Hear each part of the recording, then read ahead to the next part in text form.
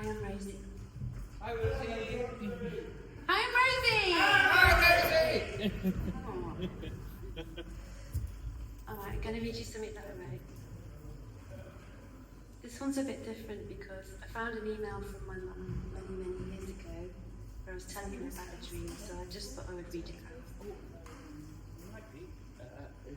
Whenever you're ready, Bill.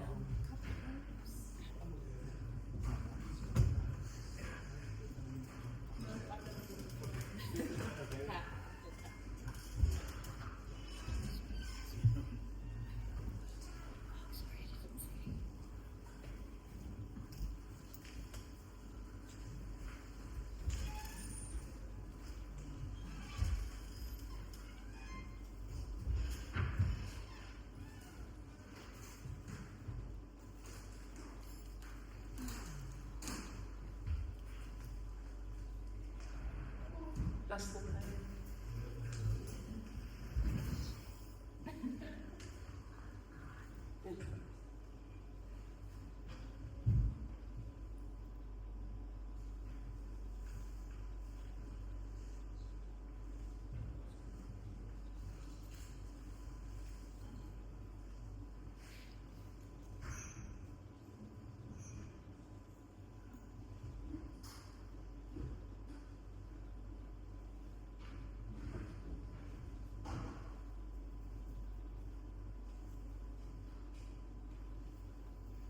Now, poetry, though, is the great language because poetry is the art of saying what can't be said.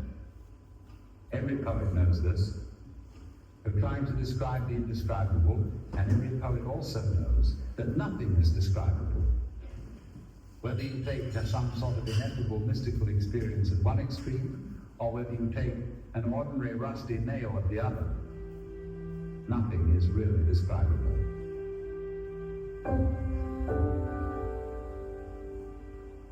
Texts with my mum. Hi, Mum. I had a weird dream last night.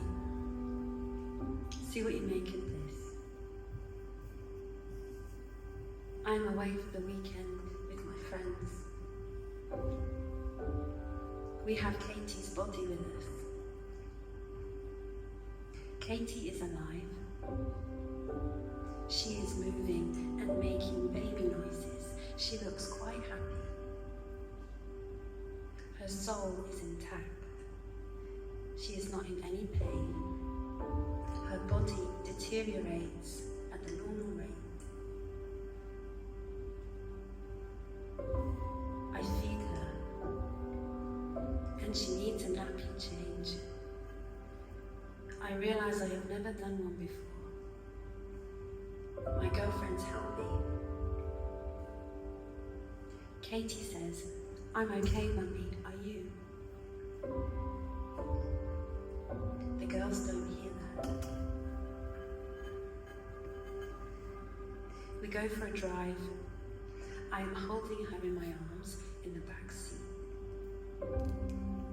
Her skin is getting slowly darker and softer as she deteriorates. We all have to be very gentle. I look out the window. Mum, you are standing up at the back of a car with your head through the sunroof. You look really happy and you are holding a baby I don't recognize. I wave, but I don't stop you. You don't know I have Katie alive in my arms. We get back to the place we are staying. I notice one of Katie's toes has dropped off, and although the thought of it is now weird, I do not flinch. What I feared isn't as bad as I thought it would be. I feel like I knew this was going to happen. 2 more toes drop off. I keep them safe in her basket with her. I whisper, I think it's time for you to go back. And she smiles to me and then closes her eyes. She is gone. Again. I drive to the funeral directors and drop her off. I feel amazing, like I have let her go, but I don't get upset.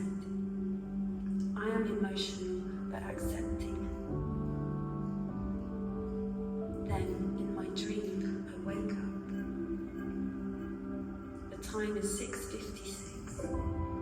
I am late, an hour late.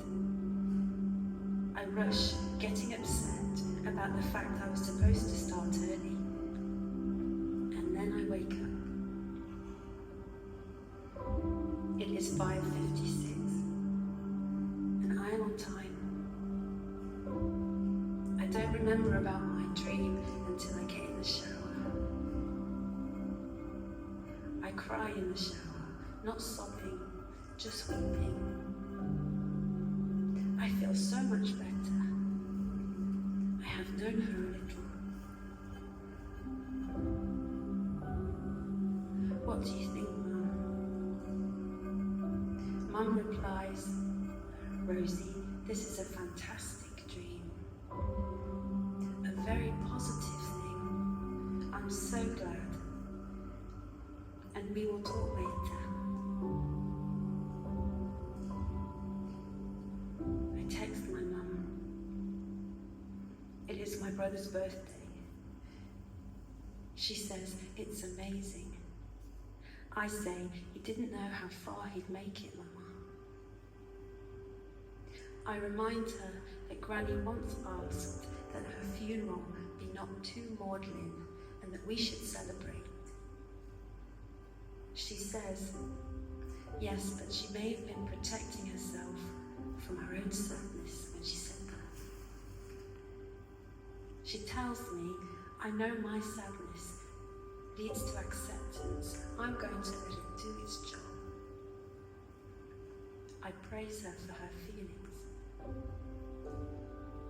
She is a psychotherapist. I tell her, I am sad I won't ever get to witness you working. I bet you're so good at your job. She tells me she has chosen a remembrance tree for my 2 dead brothers. I imagine her sitting under it, listening to the breeze. When I call my father, we talk about the weather. There is no speak of the weather with her. And I made the mess I once hid. Speaking parts I knew some would be uncomfortable with. It gives my mother such joy. How she delighted when I started sharing my writing. Be it about my lovers, about her, my lost children, or those who stole my innocence. She says, darling, your rate of growth is exponential. Like baby giraffes, you have to let your poems find their